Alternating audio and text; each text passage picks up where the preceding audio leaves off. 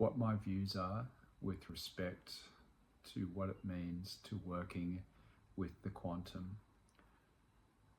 And my reference to working with the quantum is specifically with respect to the work that I do as a psychotherapist, and specifically with respect to trauma work.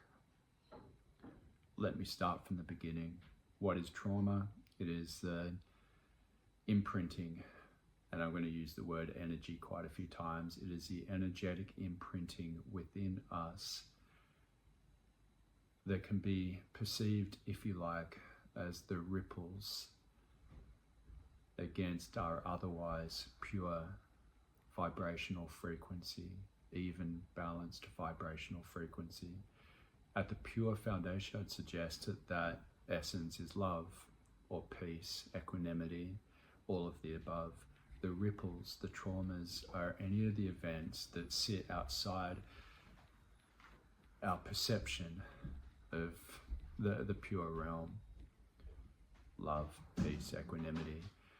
So if an event occurs in which we are startled or met at least with an experience that is incongruent with what otherwise feels completely resonant in our pure vibrational being, it can be considered traumatic.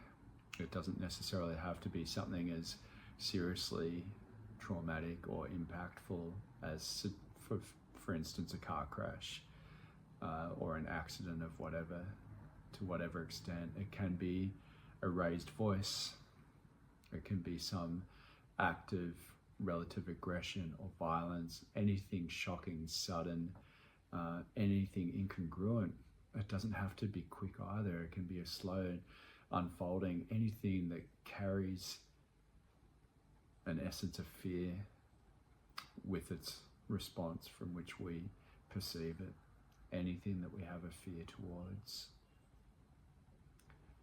And as consciously evolving beings, as human beings, having the ability to be able to consciously evolve, these imprints are within us initially unconsciously as we meet those experiences that we're fearful of in the immediacy of the event, from our fight or flight, fawn or freeze response, from our sympathetic nervous system, from our dysregulated response, to get us safe and free as possible as we can be in that moment.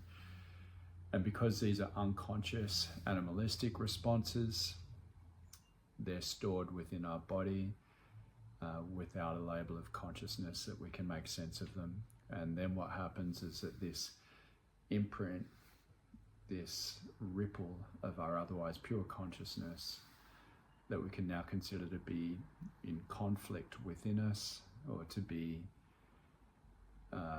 incongruent with peace and happiness, love and equanimity, this thing within us that we associate with is a tension that we carry, and it's often not even something that we're necessarily aware of.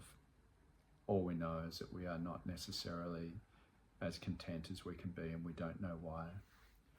Moving forward from trauma, there's a number of ways that we can approach it, and in the contemporary practices of psychotherapy and psychology, what we're doing is we're speaking using language conversationally with people that consider themselves the victims or subjected to these kind of traumas, who are intentionally trying to find healing.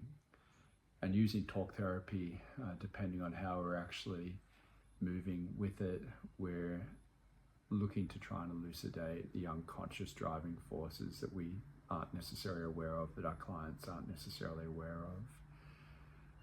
The other therapies that we use in the same professional modalities are investigating the ways more directly to the body or to the psyche beyond the use of language, somatic therapies, body hacks such as EMDR, CBT, all of these flavors of psychological analysis and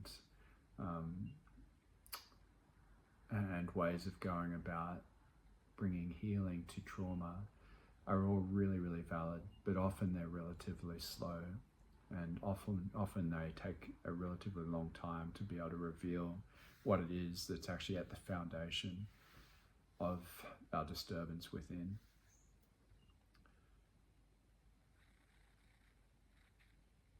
Using the ability to be able to speak to the quantum, using our ability to be able to channel into the quantum, is the highest plane of truth with respect to what is needing to be revealed. The quantum is the realm that goes beyond the physical, the material, beyond the realm of time. It's non-locale. It's removed from the constructs of the constructive mind, of the conceptual mind. Now, in itself, that's a pretty radical concept. Paradoxically, the quantum is non-conceptual, yet it has a valid cognitive essence and truth.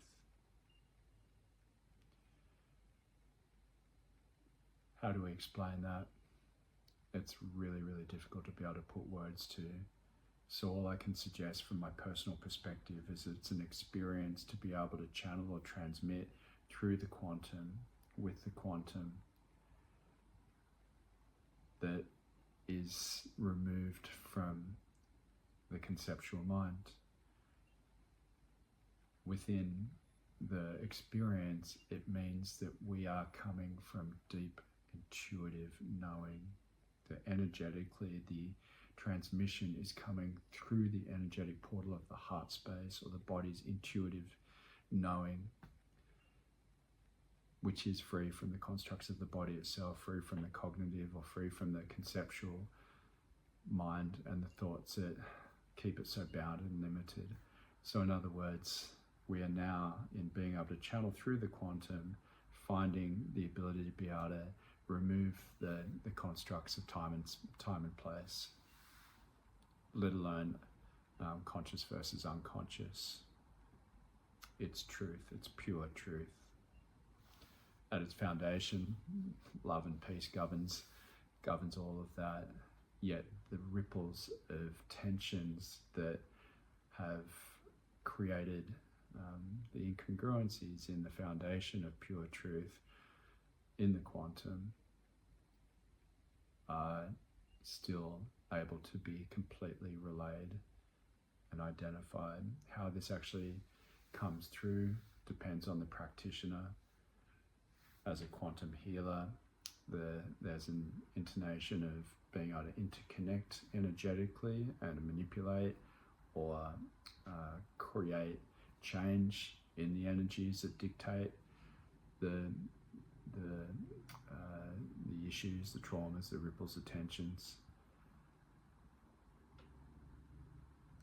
And all of these things are completely contingent on the true intention behind the experience, behind bringing through the truth, through the quantum, beyond the realms of the conceptual mind.